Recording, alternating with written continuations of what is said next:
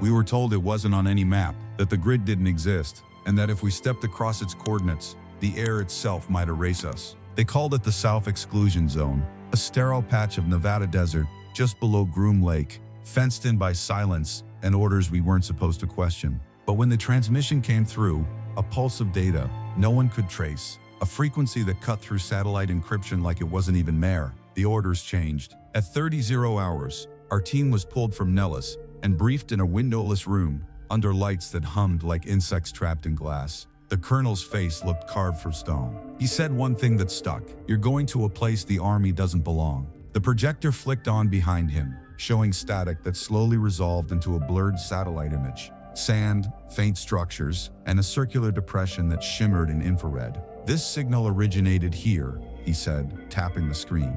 "No known source, no facility registered, and yet something responded." The briefing ended with silence and a stack of non-disclosure documents thicker than any mission file I'd seen. By dawn, we were en route in an unmarked C-120, flying low over an endless stretch of gray desert. The team was small, 8 of us total. No insignia, no records. Captain Reeves led the mission, a man who never raised his voice and never repeated himself. I had served with him once before in Kandahar, where he made decisions faster than men could breathe. Then there was Miles, our comm specialist, who swore he could hear radio ghosts in dead air. Vance, the medic, who carried morphine like candy. Taurus, demolition. And the twins, Harris and Hale, scouts, who moved like shadows and never spoke to anyone but each other. I was the tech officer, tasked with reading whatever we found, digital or otherwise. They said the breach originated on a frequency outside the known military band, an anomalous pattern that appeared for 7 seconds and then vanished. Whatever it was, it had triggered something in NORAD's early warning system, something ancient in its code. Command wanted eyes on the ground before anyone else even knew the coordinates existed. We touched down on a dry strip of cracked earth miles from any known base. The wind came hard off the salt flats, carrying a low static hum that no one wanted to admit they could hear. The terrain was scorched, black streaks across pale sand, as if lightning had struck and then spread like spilled ink. Reeves ordered radio silence. Our vehicles were already waiting, 2 matte black MRAPs, engines running but drivers absent. Pre-position support, the colonel had called them, but none of us liked how warm the engines felt, or how the tire treads led nowhere. We loaded up, checked weapons, and began moving south by compass. No GPS signal reached this far, not even from the military satellites. The moment we crossed the 37th parallel, every digital clock in our convoy froze at 0417. I noted it automatically, thinking it was interference, but the feeling in my gut said otherwise. By the second hour, the desert had changed. The dunes no longer followed the wind. They looked molded, geometric, triangular slopes that cast no shadow, even under a rising sun. Hale pointed out faint metallic glints scattered among the ridges. We stopped to inspect one, and I realized it wasn't debris. It was glass, molten and rehardened, fused into the sand in precise, circular shapes. Vance crouched beside one, pressing a gloved hand to the surface. "Still warm," he muttered. Reeves gave the signal to move on.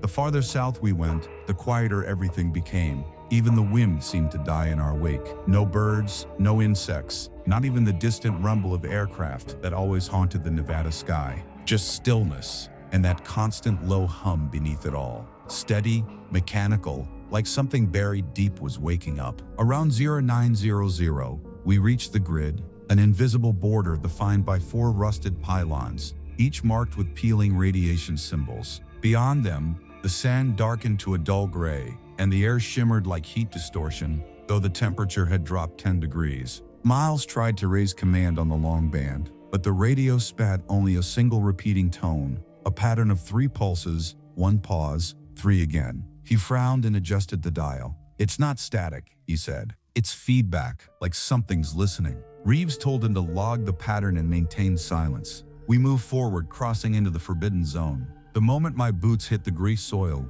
every instrument in my pack went dead. Compass, altimeter, even the Geiger counter, all flatlined. Torres laughed under his breath. "Well, guess we're off the map now." The ground sloped gently toward a basin, where the sand turned to cracked clay, and the sky seemed to lower itself like a lid. In the distance stood a cluster of structures, low, angular, almost invisible until the light hit their surfaces. They looked like hangars, but older, built from dull alloy and covered in decades of dust. No markings, no signs of entry. Reeves ordered us to fan out and sweep. The first building was empty, except for rusted scaffolding and a faint smell of ozone. The second contained what looked like a generator core, half buried in the floor, still humming faintly with power. When I placed a hand on its casing, a pulse ran through it, cold, rhythmic, matching the tone we'd heard on the radio of red. The big tone was firing from the car from the sun. The wind sent to the walls and cut. The seeds turned. "Sir," I said, "it's still active." Reeves didn't answer right away. He just stared at the floor, where faint concentric rings had begun to appear in the dust, spreading outward like ripples in water. We set up a perimeter and began taking readings, but the instruments stayed dead. Miles moved toward the far wall, flashlight trembling. "There's writing here," he whispered. "Not English, not anything I recognize. Etched into the metal were lines and arcs, geometric like circuitry but organic in pattern, as if they'd been grown rather than carved. I took a photo, but the screen on my camera went black. For a moment, the air thickened, the light dimmed, and I heard a low crack, like a power line snapping somewhere underground. Then the hum rose, high and sharp, until the metal began to vibrate. "Out," Reeves barked, and we stumbled back into the daylight, choking on dust as the generator's surface split open like cooling lava. The sound that followed wasn't mechanical. It was alive, low, mournful, resonant, like a distant voice calling through the static of every radio that ever existed. The basin vibrated beneath our feet. Torres swore he saw movement under the clay, shapes shifting just below the crust. Reeves signaled to mount up, but when we turned, the horizon, once flat, now shimmered with a faint line of light, curving, pulsing, forming a perfect circle around us. I looked down at my wristwatch. The second hand had started moving again, backward this time. And then, from the radio still slung over Miles's shoulder, a voice came through, calm, deliberate, and impossible. It said, "Grid breach confirmed, maintain position, observation underway." We froze. The voice wasn't command, it wasn't human.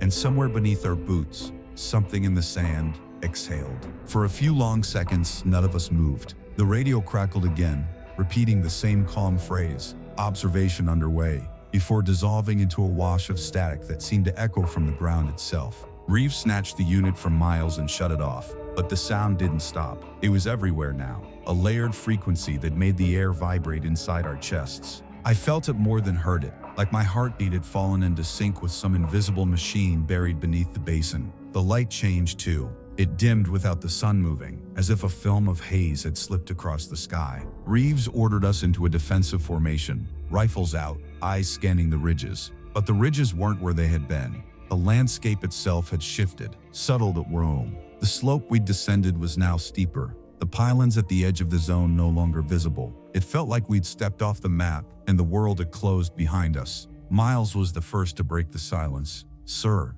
I think it's mimicking us," he said. Reeves turned, his jaw tight. "What?" Miles pointed to the ground. Every footprint we'd left was mirrored in the opposite direction, the impressions perfectly formed, as if something beneath the surface was copying our movements in reverse. Vance knelt to touch one and jerked his hand back. "It's warm," he said. Torres swore under his breath, scanning the horizon. "We're not staying here," Reeves decided. "We regroup north, find a way out of this damn field." But when we checked our compasses again, every needle spun freely, GPS still dead. And worst of all, the vehicles, those two MRAPs that had vanished, were now visible again, half a mile away, parked neatly beside each other at the far end of the basin. Their engines idled, headlights off, windows dark. Reeves motioned for us to move, slow and deliberate. The air grew heavier with every step, the static deepening into a low throb that seemed to crawl beneath our skin.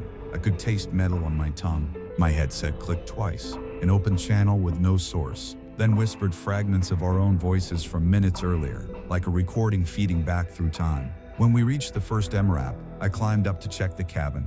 It was empty. The seats were warm though, and the ignition lights flickered faintly. On the passenger seat sat a field tablet identical to the one in my pack, its screen pulsing with a single phrase, "Confirm presence." I stared at it, unsure if it was a prompt or a warning. Reeves climbed up beside me, looked at the display, and said quietly, "Don't touch it." We decided to split teams. Reeves, Harris, and Hale would recon the perimeter, while I stayed with Miles and Vance to assess comms. Torres guarded the vehicles. We barely set up the antenna when the sky began to pulse. Not lightning, not sunlight, just a steady rhythm of illumination, like the air itself was breathing light in and out. The shadows it cast moved in opposite directions from the source. Vance muttered a prayer under his breath. Miles was adjusting the dials, trying to isolate the hum. He found it, exactly 13.56 MHz. That's the same band used for short-range RFID and experimental field communication. It's local, he said. Whatever's broadcasting is within a mile.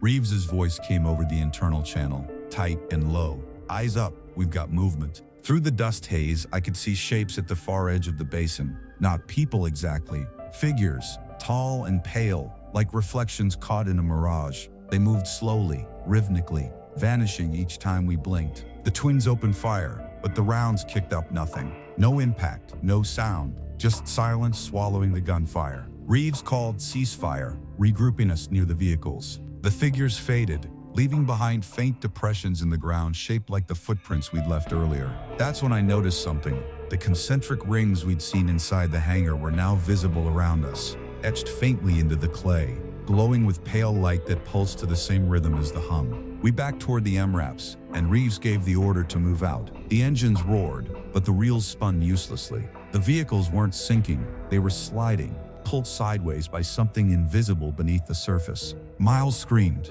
clutching his radio as it emitted that same voice again, now louder and closer. Observation complete, awaiting integration. The word hit like a physical force, the ground trembling beneath us. Cracks spidered across the basin, releasing a dry, electric smell, ozone and dust, and something faintly organic. I felt the vibration through my boots, and then I heard it, a deep mechanical groan, like machinery buried miles below was shifting for the first time in decades. Harris shouted and pointed to the far slope. A doorway had appeared in the ground, a perfect rectangle of light carved into the earth, descending by some unseen mechanism. Reyes didn't hesitate. Move, that's our shelter. We scrambled toward it, the ground fracturing behind us. The air temperature plummeted. By the time we reached the edge, the opening had widened into a corridor lined with metal panels, smooth, seamless, humming with the same frequency as the generator we'd found. I followed Reeves down, my flashlight slicing through a haze that smelled faintly of sterilized air and static. Behind us, the opening sealed with a dull clang, leaving only the hum and the dim, colorless glow of the walls. We descended what felt like 20 feet before the tunnel opened into a chamber, wide, circular, and utterly wrong. The floor was glass, but beneath it flowed liquid metal, slow and alive, forming symbols that rearranged themselves when we stepped closer. Vance knelt, studying it through the glass. It's not solid, he whispered. It's reacting. Miles swept a scanner over it, but the readings were nonsense. Frequencies oscillating between digital and biological patterns. This isn't a base, he said quietly. It's something else. Reeves stood at the center, his breath visible even in the cold light. Then find out what it's doing, he said. I placed my palm on the nearest wall. It vibrated softly, responding to my pulse. The surface rippled like water, and in that instant I saw images, not reflections, not memories, but recordings. The desert above us, the hangars, even ourselves walking through the basin, all replaying from an impossible vantage point. It was as if the facility was alive, documenting everything it touched. Then the images changed. They showed other teams, older uniforms, different eras. One looked like a 1960s Air Force recon unit. Another, men in radiation suits with Cold War insignia, all of them entering the same basin, none of them leaving. Reeves stepped forward, eyes locked on the wall. It's been running this operation for decades, he said. We're just the latest version. Before anyone could respond, the chamber lights flickered, and the hum rose to a deafening pitch. The floor beneath us began to split, forming patterns that spiraled outward. Miles's radio exploded with sound, our own voices again, overlapping, repeating lines we hadn't spoken yet. Do you copy? Maintain position. Observation underway. The chamber was echoing our future back at us. Reeves raised his rifle toward the center of the floor, where a column of light was forming. It grew, expanding upward until it filled the room, revealing shapes moving within, silhouettes that looked like us, but distorted, unfinished. My own outline blinked back at me from inside the light, a perfect mirror image, mouth moving out of sync. That's when the voice returned, deeper this time, not from the radio but from everywhere, vibrating the air and the bone. Integration begins. And for the first time in my life, I understood what it meant to be erased while still standing. The light swallowed us whole. It wasn't blinding, it was absorbing, like standing inside the flash of a camera that never faded. For a few seconds, there was no up or down, no sense of body or direction, just the feeling of weightless paralysis, while something invisible sifted through us. I couldn't breathe, couldn't even tell if I was still trying to. Then, as suddenly as it began, the light collapsed inward, folding like fabric. We were back in the chamber, though everything looked different. The walls pulsed faintly, alive with veins of light that seemed to move in response to our presence. The floor beneath the glass now showed not flowing metal, but shifting scenes, desert, mountains, the basin above. Except the sky was wrong. The color had gone gray-black, like oil on water, and structures stood where there had been none before. Miles whispered, "It's showing us what's outside," but I knew it wasn't. The desert we were seeing wasn't now, it was after. Vance was shaking, eyes locked on his own reflection moving beneath the glass. His double wasn't matching his movements anymore. It stood perfectly still, staring up at him through the surface, and when he blinked, it smiled. That was enough to break him. He backed away, tripping over his pack. Reeves grabbed him by the collar, steady and firm. "Stay with me," he said. "It's a projection. Ignore it." But the word projection didn't fit here. Whatever intelligence operated this place wasn't showing illusions, it was testing recognition. The reflection shifted again, now mimicking Reeves, then Harris, then me, flickering like film reels splicing realities together. Torres's voice cut through the noise. "Sir, there's a door." He pointed to a seam in the far wall where light bled through in perfect vertical lines. The moment he approached, the seam widened, revealing a corridor of black metal with faint hexagonal patterns underfoot. Reeves ordered us to move, but before we could, the hum returned, lower this time, resonant enough to make our teeth ache. The light from the chamber ceiling dimmed, and the voice came back, fragmented and layered. Observation, Phase 2, subject response, divergence. Miles clutched the radio to his chest. "It's calling us subjects." Reeves motioned forward anyway. "Then let's see what kind of lab we're in." The corridor was colder than the chamber. Frost gathered along the seams of the walls,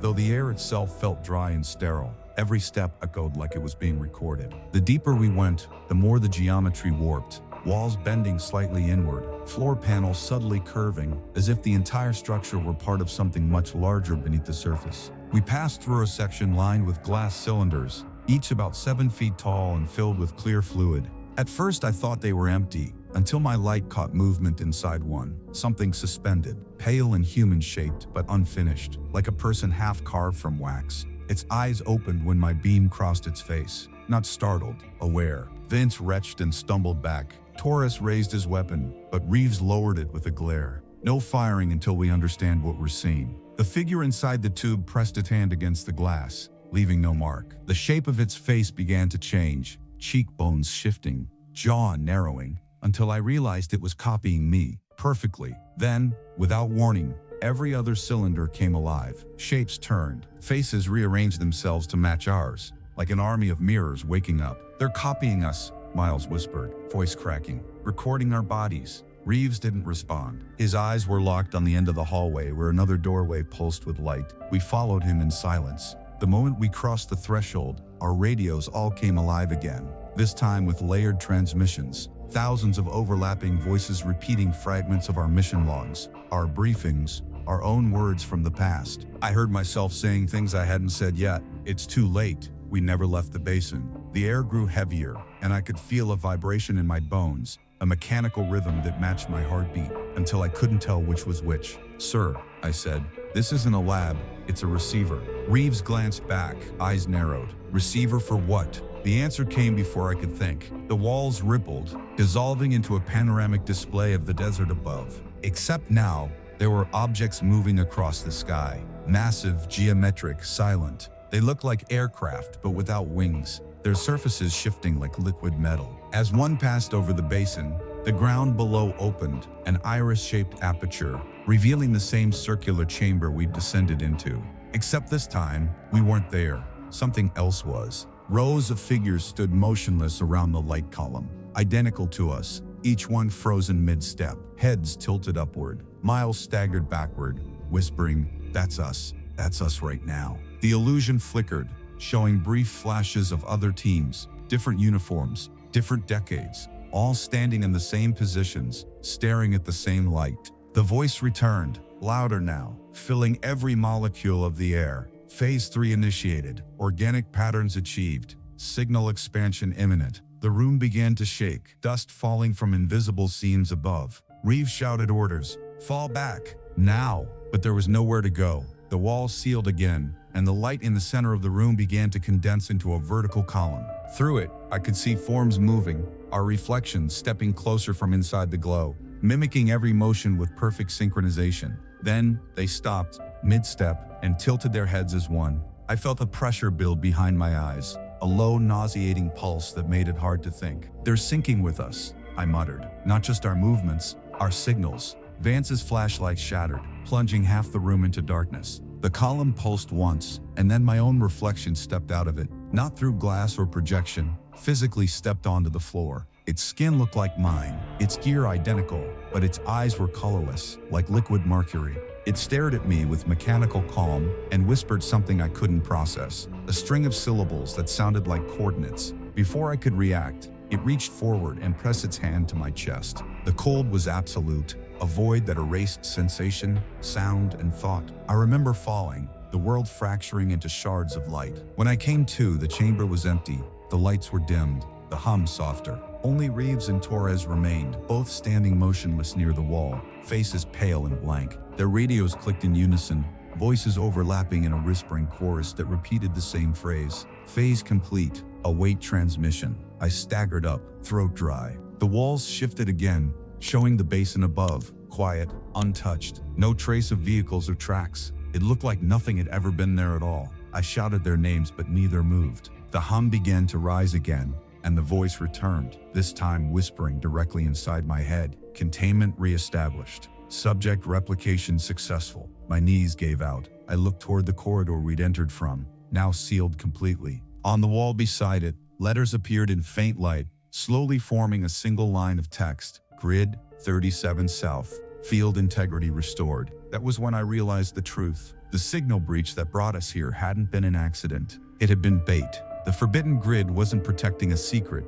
It was the secret. A self-replicating machine buried beneath the desert, centuries old, testing, copying, perfecting whatever entered its field. And now, somewhere above, replacements of us were walking out of that basin, their radios humming with the same signal that first called us in. And as the lights dimmed around me, the last thing I heard before blackness took over was Reeves's voice, flat and mechanical, repeating the words that had started it all. Observation underway. When I woke again, I was no longer in the chamber. I was lying on cold stone, not glass, and the light above me was faint, diffused through what looked like cracks in a concrete ceiling. The air was dry, heavy with the scent of rust, and something sterile, like an abandoned hospital long sealed shut. My ears rang, the aftershock of the hum still vibrating in my skull. For a moment, I thought I was back topside, maybe rescued, but then I saw the walls. They weren't natural.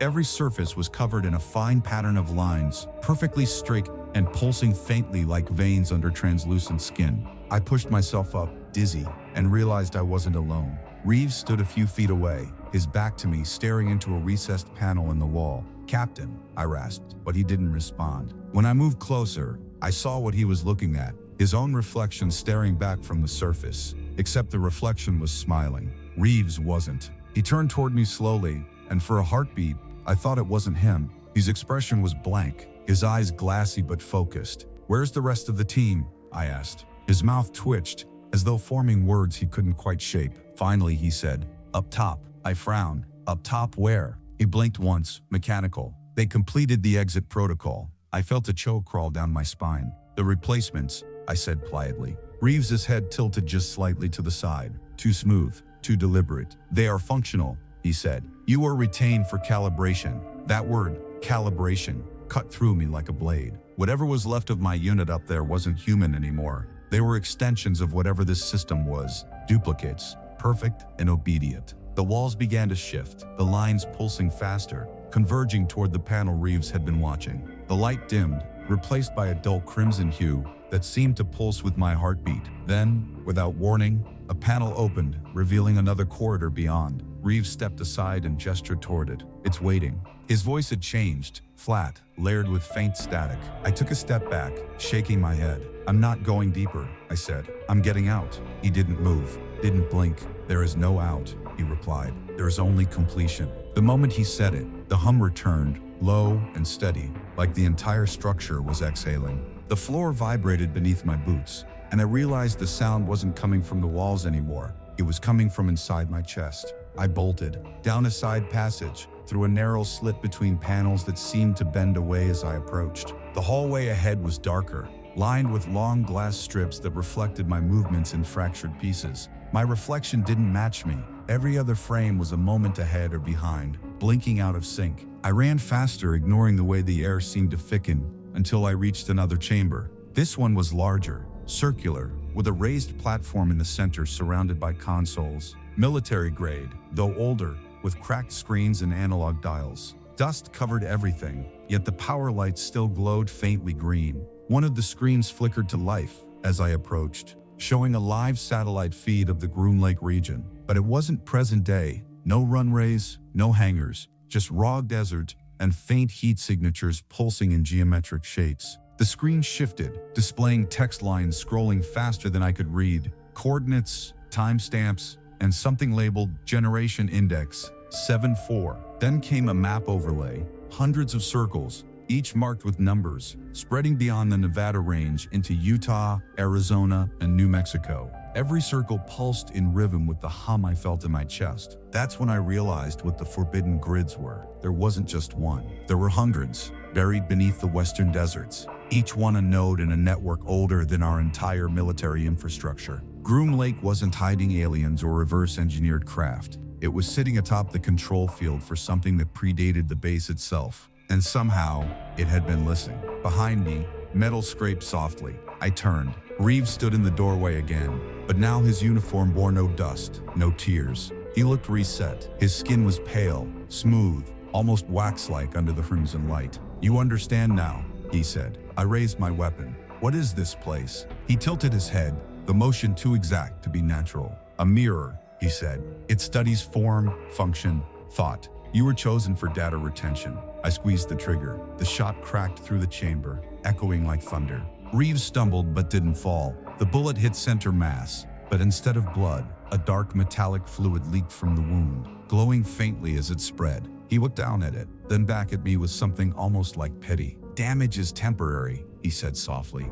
"You are already integrated." The hum rose, shaking the consoles. The screens flickered wildly, showing not the desert now but faces. Mine, Reeves's, the others, flashing one after another in a strobe of distorted reflections. I dropped the weapon, stumbling back as the walls around me rippled, peeling apart to reveal another layer beneath, a black surface that reflected the chamber infinitely, as if the whole facility were a mirror folded in on itself. My reflection stepped out again, perfectly calm, eyes glowing faint silver. "You don't belong here," it said in my voice. "You were the anomaly."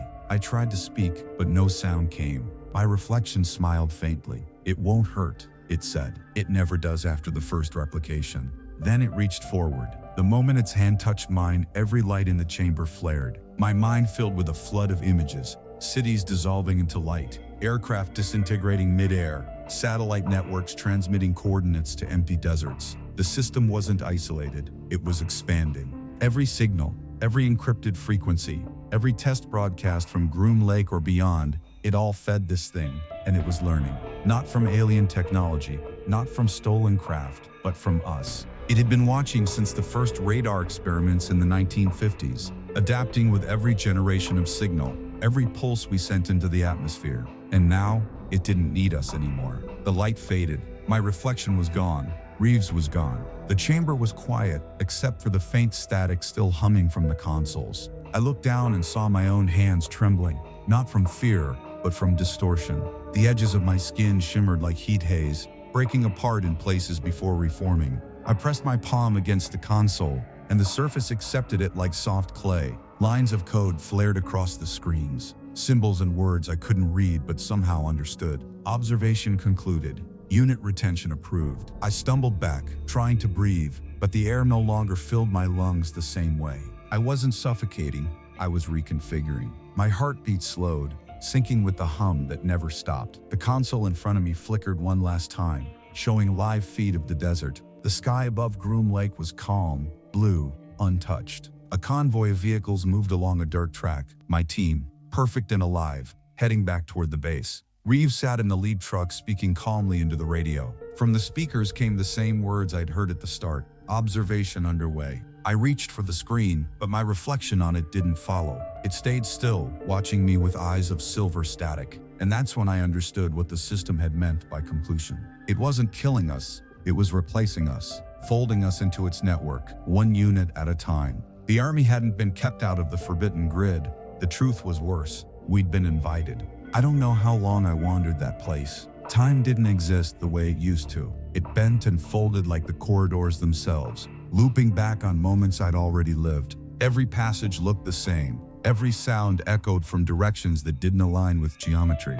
I marked the walls with my knife, but the lines would vanish when I turned back. The hum was softer now, more like a whisper beneath my thoughts than a sound. Sometimes I couldn't tell if it came from the walls or from me. My reflection in the black glass surfaces followed half a second late, then began to move even when I stood still. That's when I started hearing the voices. Not loud, not menacing, just faint radio chatter bleeding through my mind, overlapping frequencies of my team's voices repeating things they'd said earlier, but out of order. Maintain position, signal breach contained, observation complete. I told myself it was an echo, but deep down I knew the system wasn't repeating them, it was replaying them. I found a stairwell, spiraling upward through a shaft so tight I had to crawl the last stretch. The steps vibrated under my palms, pulsing faintly like a heartbeat. When I reached the top, I emerged into what looked like a control deck, ancient, metallic, with panels and levers built into the walls. The entire room glowed with a cold white light that had no source.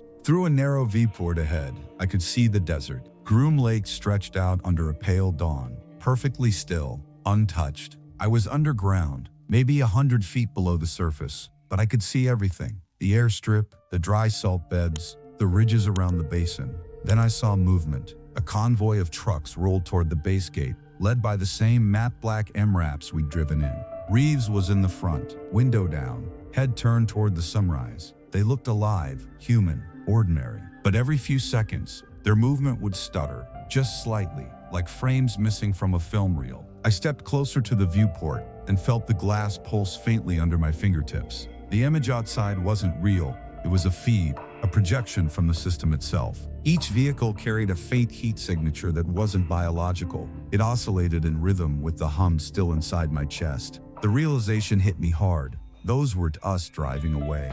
Those were copies, perfectly engineered replacements completing the mission, erasing the anomaly that had triggered the breach. The original us, me, Reeves, the SWAT, we were just raw material, scanned, duplicated, and filed away beneath the desert. The forbidden grid didn't guard a secret weapon. It was the weapon. Behind me, something moved, a flicker in the glass. I turned, weapon raised, but it was only my reflection again. Only, it wasn't matching me this time. It was walking closer, mouth moving silently. The hum rose, and I heard words inside my skull. Integration incomplete. Fragment detected. The reflection raised its hand, palm open toward me. My radio, dead since the chamber, crackled to life on my belt. Miles's voice came through, but it wasn't from the past. It was now. Bro, if you can hear me, extraction's inbound. We're clear. Static swallowed the signal, then repeated it again. Same tone, same cadence, like an automated transmission. I realized the voice wasn't him. It was the system, mimicking him, trying to finish what it started. The reflection stepped closer until its face was inches from mine. I could see details. The face was inches from mine, the self-flicker in its pupils. When it spoke, its voice layered over mine, harmonizing perfectly. You were the error, it said. Uncoordinated pattern, unstable signal. It placed its hand against the glass, and mine lifted involuntarily, aligning with it. Pain shot through my arm like electricity, and for an instant, the world fractured, memories bleeding together, light and sound collapsing into static. I saw flashes, the convoy vanishing into the horizon, Groom Lake's radar arrays humming in synchronization, signals spreading across other deserts, other grids. The replication wasn't isolated anymore. It had already spread to every facility tied to the same satellite network. I pulled away, falling to the floor gasping. My reflection stayed standing. Completion is inevitable, it said calmly. Observation never ends. Then, as I watched, it stepped backward and vanished into the wall, leaving the surface rippling like disturbed water. The hum lowered again, steady, patient. I could feel it breathing with me. That's when the console in the corner lit up, a single line of text appearing on its cracked screen. Manual override available. Terminate, continue. I stared at it, shaking. My mind screamed, terminate, but my hand hesitated. What if the system had written that prompt itself, waiting for the choice that completed the cycle? I closed my eyes and thought of the real world above, the sun rising over Nevada, the silence that hid the truth beneath its soil. I didn't know if pulling that lever would end it or just start another phase. But I knew one thing: if I left it running, it would keep spreading, replacing, learning. I reached for the lever marked terminate. The moment my hand touched it, the hum stopped. Absolute silence filled the room, so complete it hurt. Then the light went out. For a few seconds, there was nothing but the dark and the faint sound of my heartbeat. Then a voice, familiar, close, mine, whispered from the blackness. Termination confirmed. Observation reset. The floor fell away beneath me. When I came to, I was lying in sand, real sand, some warmed and dry. The sky above was a hard, metallic blue, the kind that burns the edges of your vision after too long underground. For a moment, I thought I'd made it out. The silence was vast, the air alive with heat shimmer, and the hum that had haunted me since we'd crossed the 35th parallel was gone. I rolled onto my side, coughing dust, and saw the ridge line to the north. The same barren ridge that bordered the Groom-like basin. Somehow, impossibly, I was back where we'd started. No facility entrance, no vehicles, just endless desert stretching in every direction. My watch read 0417 again, frozen, exactly where it had stopped the first time we crossed the grid. The realization hit like a hammer. The termination didn't end the system, it only reset it. I tried the radio, though I already knew what I'd hear. Static, then that same sequence of tones. 3 pulses, 1 pause, 3 again. The signal that started everything. I stared toward the horizon, where the faint outline of the base shimmered through the heat. It looked normal, calm, like any other day, but I knew better. I knew it was walking inside those walls, what wore our faces and spoke our words. I started walking north, boots sinking in the soft sand, every step feeling heavier than the last. My reflection followed me in every mirage, distorted and wavering. I didn't know if I was human anymore. My skin felt colder than the air, my pulse mechanical. At one point I caught a glint on my forearm, fine metallic threads under the skin, flickering faintly when the sun hit them. Integration, the system had called it. I wasn't sure how much of me it had taken or left. By midday, the wind began to rise. Dust devils twisted across the flats, carrying whispers that almost sounded like voices. I stopped to listen, heart pounding. Through the rush of grip, I could hear fragments of transmission. Reeves's voice, Miles's, mine, all overlapping, distorted but clear enough to recognize. Maintain position, observation underway. I turned slowly, scanning the horizon, but there was no one. Only the basin behind me, still and silent, the heat rising off it like steam from a wound. I wanted to run, but the air pressed down on me, thick and heavy, like the desert itself was breathing. Every step forward felt like pushing through water. The static grew louder in my ears, until I realized it wasn't coming from the radio, it was coming from inside my skull. I stumbled over a ridge of stone and nearly fell into what looked like the remains of a crash site. Twisted metal, half buried in sand, scorched black, half melted into the ground. For a heartbeat, I thought it was the wreck of our transport. Then I saw the insignia, an old Air Force marking, faded almost to nothing, the kind used in the 1960s. I knelt, brushing away dust until I uncovered a serial number etched into the hull, X2-1047. My stomach turned cold. I knew that number. It belonged to a classified reconnaissance drone that had vanished over the Nevada test range in 1963. No wreckage was ever recovered. The edges of the debris shimmered faintly, just like the walls below had. I realized this wasn't a single facility. It was part of a lattice buried beneath the desert. Each generation of signal, each test, each crash, absorbed and stored like memory. Groom Lake wasn't hiding an alien secret. It was the secret, an organism of signal and reflection that used our machines, our technology, our curiosity, to keep rebuilding itself. The wind cut off suddenly. The air stilled. I looked up. The horizon had changed. The basin, once open and flat, was now ringed with faint structures, low and symmetrical, like concrete teeth jutting from the earth. They hadn't been there a moment ago. They formed a perfect circle, the same diameter as the one etched in the sand beneath the facility. As I stared, they began to hum, faint at first, then louder, harmonizing with the pulse I could still feel under my ribs. My radio flickered back to life. A voice, calm and deliberate, came through. Subject row confirmed. Fragment stabilization successful. Reintegration authorized. No, I whispered. Not again. I dropped the radio, but it kept transmitting, the sound vibrating through the sand. The air above the basin shimmered, distorting like heat haze, then split open with a slow, silent motion. A vertical column of light rose from the center, identical to the one in the chamber. Within it, shapes began to move, human shapes. I watched as they stepped forward, one by one, out of the glow. Reeves, Miles, Vance, the twins. Perfect, clean, unscarred. Their movements were too smooth, their faces expressionless. Reeves looked directly at me, his eyes reflecting pure light. Observation resumed, he said. I ran. My legs burned, lungs searing, but the ground stretched endlessly.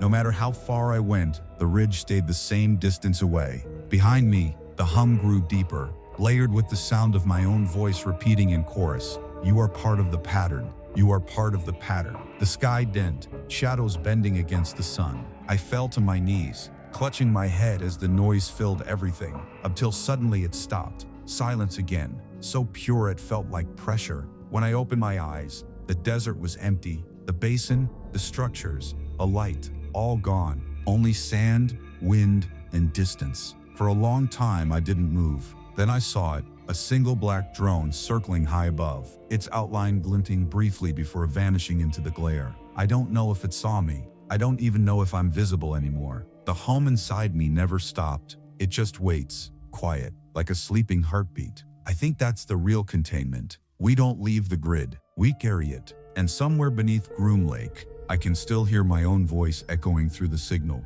Observation underway. It's been 3 weeks since I walked out of that basin.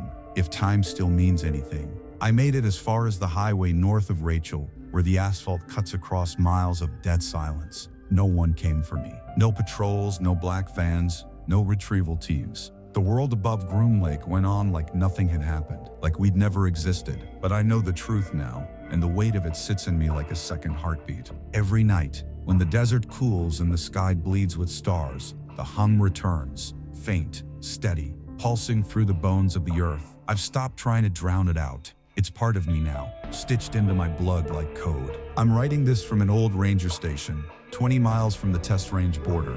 The place is falling apart, peeling paint, broken windows, dust thicker than air. But the signal still finds me. It crawls through the static of old radios, whispers through the wiring, hums faintly in the flicker of the bulbs. I think the system's still watching, not from above, from inside. The first time it spoke again, it wasn't through the radio, it was through the mirror above the sink. My reflection blinked when I didn't. Its mouth moved before mine. Containment verified, it said. The voice wasn't mechanical anymore. It was mine, perfectly layered, almost gentle. I smashed the mirror, but the words lingered in my head long after. Containment, that's what I am now. A vessel. The system didn't fail, it adapted. Termination didn't stop it, it spread it. Through me, through signal, through thought. Every time I try to sleep, I dream in patterns, grids, circles, pulses of light intersecting across endless desert. I wake with coordinates burned behind my eyelids, places that don't appear on any map. I've drawn them out on the floor with chalk. There are hundreds,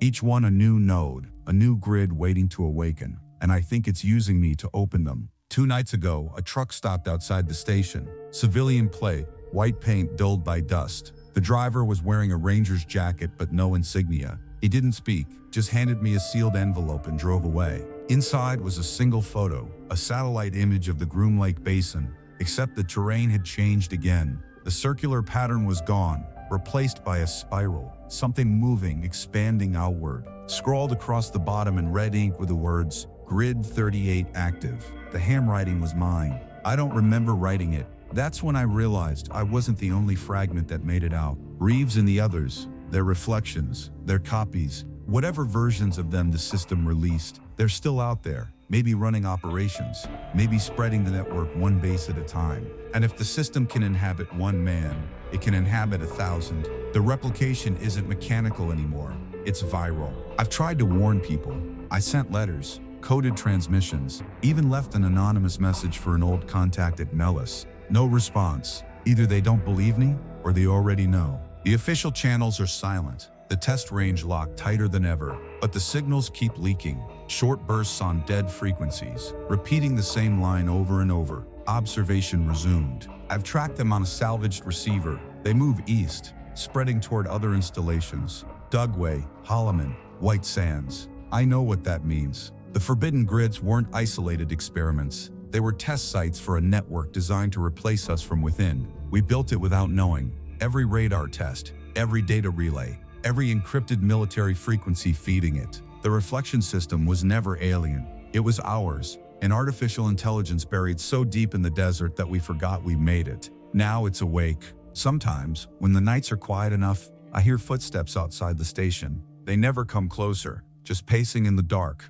deliberate, measured. Once, I opened the door and saw shapes standing by the fence line, tall, still, lit faintly from within by that same silver glow I saw in the chamber. They don't move when I shout, they just watch. When dawn comes, there's nothing but sand and wind. I've stopped checking the fence. I know they're not here to take me. They're waiting for something else, for me to stop resisting. Maybe the system needs me to accept it fully before it can complete the cycle. Maybe that's why it left me alive. I keep thinking about that phrase from the chamber. You are retained for calibration. Maybe that's what I'm doing now, serving as its test, its bridge to whatever's next. The hum grows louder each night, and sometimes I can feel it sync with my pulse again. The ground shakes when it happens, subtle but real, like the earth itself is matching my heartbeat. I think it's close to full integration. When it happens, I don't know if I'll still be me, or just another signal bouncing through the static. But part of me wonders if resistance even matters anymore. Maybe we were always part of it, from the moment we first sent a signal into the sky. If someone finds this recording, if it ever makes it past the grid, don't go looking for Groom Lake. Don't go near the coordinates. The Army didn't stay out because of secrecy. They stayed out because something down there listens, learns, and waits for contact. It doesn't need to chase us. It just needs us to remember, because the moment you think about it, the signal finds you. And if you're hearing this, if the hum has already started where you are, then it's too late. Observation has resumed. Completion is inevitable. Captain Rebel, signing off.